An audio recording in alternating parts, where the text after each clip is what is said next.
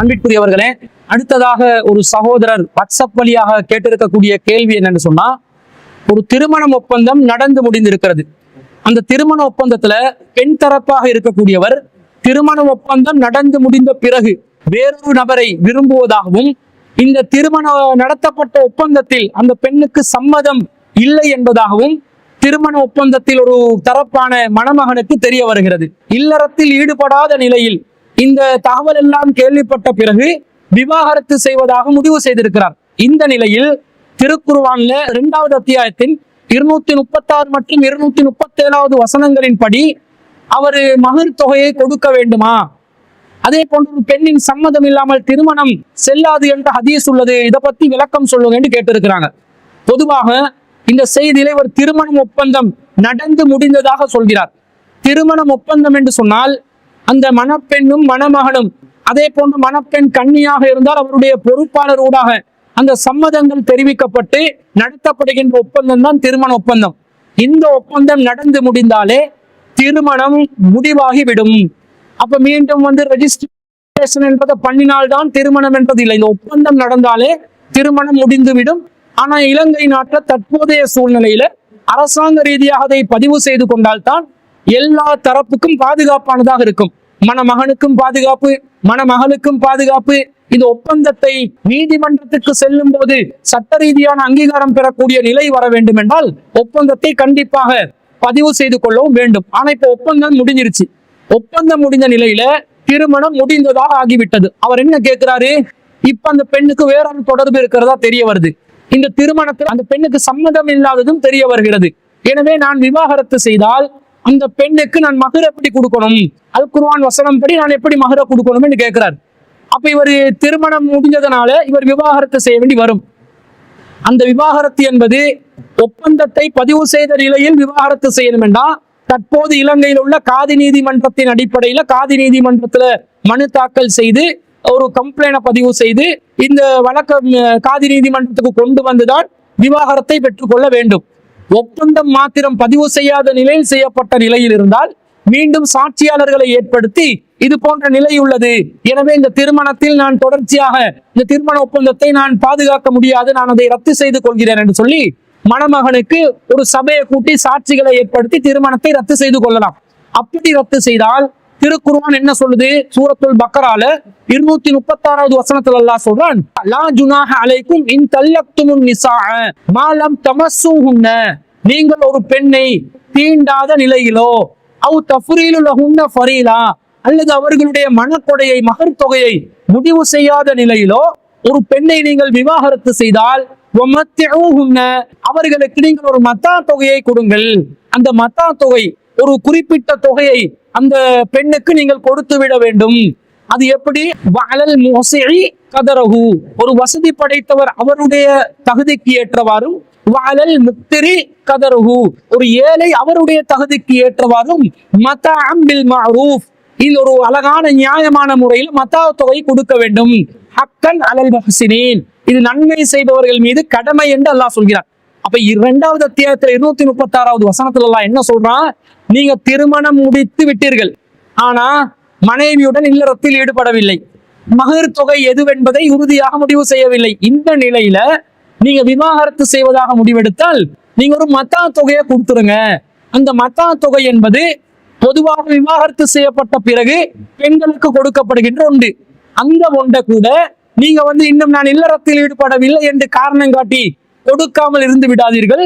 ஹக்கன் அலல் முஹ்சினீன், நீங்க கட்டாயமா இதை கொடுக்கணும். மத்அம் பில் மஅரூஃப், நல்ல அழகிய முறையில் ஒரு மத்தாவை கொடுக்க வேண்டும். ஹக்கன் அலல் முஹ்சினீன், இது முஹ்சினீன்களுக்கு கட்டாய கடமை என்று அல்லாஹ் சொல்கிறார். அப்ப என்ன செய்யணும், நீங்க சொன்ன மாதிரி பெண்ணை தீண்டாத நிலையில் நீங்கள் விவாகரத்து செய்திருந்தால் மகர் தொகையை நீங்க நிர்ணயம் செய்திருக்கிறீங்களான்னு பாருங்க. மகர் தொகையை நீங்க நிர்ணயம் செய்யாத நிலையா இருந்தா நீங்க மனசாட்சிப்படி உங்களோட வசதிக்கு ஏற்ற மாதிரி ஒரு மத்தா தொகையை கொடுத்து நீங்க விவாகரத்து செய்து போய்விடலாம். அல்லது நீங்கள் மகர் தொகையை தீர்மானித்திருந்தால், ஒப்பந்தத்துல மகர் தொகையை தீர்மானிக்க சொல்லி கேட்பாங்க. இலங்கை நாட்டு சட்டத்திலையும் அது ரிஜிஸ்டர்ல பதிவு செய்யறதா இருந்தா கேட்பாங்க. அந்த மாதிரி நிலையை அடைந்தால் சூரத்துல் பக்கரால அடுத்த வசனம் 237வது வசனம் சொல்லுது, வஇன் தல்லக்துமுஹுன்ன மின் கபிலி அன் தமஸ்ஸூஹுன்ன, நீங்கள் ஒரு பெண்ணை அவர்களை தீண்டுவதற்கு முன்பதாக விவாகரத்து செய்துவிட்டால் வகது ஃபரல்தும் லஹுன்ன ஃபரீலத்தன், நீங்கள் அவர்களுக்கு மகர் தொகையையும் உறுதி செய்து விட்டால் ஃபனிஸ்முமா ஃபரல்தும், நீங்கள் அவர்களுக்கு உறுதி செய்த அந்த மறு தொகையில பாதிய கொடுங்க. முழுசா கொடுக்காம இருந்துடாதீங்க, பாதி அளவுல நீங்கள் கொடுக்க வேண்டும். இல்லா ஐயஃபூன அவ் யஃபுல்லதி பியதிஹி உக்தத்துன் நிகாஹி, அந்த பெண்களோ அல்லது திருமண ஒப்பந்தத்தின் அதிகாரம் படைத்தவர் யாரோ அவர் பெருந்தன்மையாக நடந்து கொண்டாலே தவிர, அப்ப வேணாமே அந்த பெண் சொன்னா கொடுக்க வேண்டியது இல்லை. அப்ப இந்த திருமண ஒப்பந்தத்துல அதிகாரம் உள்ள ஒரு பொறுப்பாளர் இது வேணாம் மறுத்தாங்கண்டா அப்ப கொடுக்க வேண்டியது இல்லை. நீங்கள் பெருந்தன்மையாக நடந்து கொண்டால் அக்ரபுலி தக்வா, அதுதான் இறையச்சத்துக்கு நெருக்கமானது. அவங்க வேணான்னு சொன்னாலும் ஆண்களாகிய நீங்கள் தாராள மனசோட பெருந்தன்மையா முன் வந்து பாதி மகரை கொடுத்துருங்க. அக்ரபுலி தக்வா தான் இறையச்சத்துக்கு நெருக்கமானது. வலா தன்சவுல் ஃபலுல பைனக்கும், உங்களுக்கு மத்தியிலே உள்ள அந்த சிறப்பை நீங்கள் மறந்து விடாதீர்கள். இன்னல்லாஹ் பிமா தஅமலூன பஸீர், அல்லாஹ் நீங்கள் செய்வதை பார்ப்பவனாக இருக்கிறான் என்று அந்த வசனம் முடியுது. அப்ப அல்லாஹ் ரெண்டு விதமா சொல்றான். திருமணம் முடித்து தீண்டுவதற்கு முன்பதாக மகர் தொகையை தீர்மானிக்காத நிலையில் நீங்கள் விவாகரத்து செய்தால் நீங்க என்ன பண்ணுங்க, மனசாட்சிப்படி ஒரு மத்தாவை கொடுங்க. மகர் தொகையை முடிவு செய்த நிலையில் நீங்கள் அவங்களை தீண்டுவதற்கு முன்பதாக விவாகரத்து செய்தால் மகர் தொகையிட பாதியை கொடுங்கன்னு அல்லாஹ் சொல்றான். அப்ப அந்த பெண்ணுக்கு அந்த திருமணத்துல சம்மதம் இல்லாமல் தான் திருமணம் பலவந்தமாக செய்யப்பட்டிருக்கிறது. அப்ப அந்த பெண் வந்து அந்த திருமணத்துக்கு தயாராகலன்னு அர்த்தம். அதை நீங்க புரிஞ்சுதான் நீங்க விவாகரத்தை பண்றீங்கன்னு சொன்னா, நீங்க அந்த மகர் தொகை தீர்மானிக்கப்பட்டதா என்றதை பார்த்து தீர்மானிக்கப்பட்டா பாதியை கொடுத்துருங்க.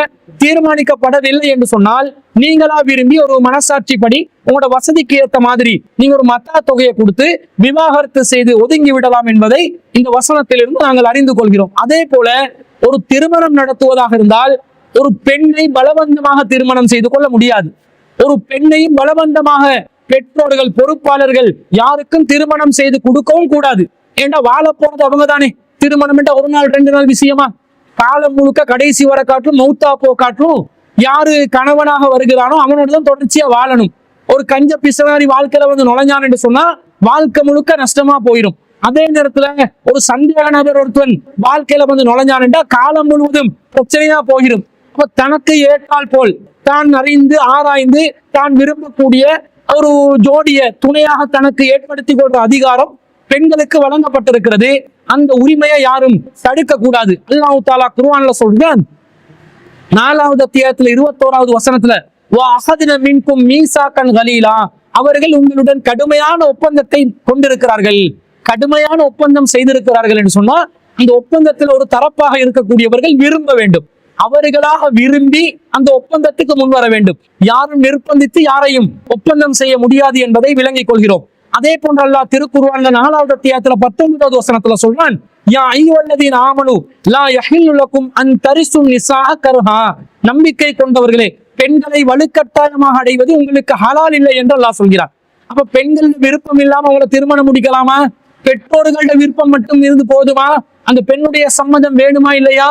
பலவந்தமாக திருமணம் முடிப்பது முஸ்லிம்களுக்கு ஹலால் இல்லை என்றால் அந்த பெண்ணுடைய சம்மதம் இல்லாமல் இந்த ஒப்பந்தத்துல சம்மதிக்க வச்சிருக்கிறாங்கன்னு சொன்னா அது ஹலாலான ஒரு ஒப்பந்தமே இல்லை.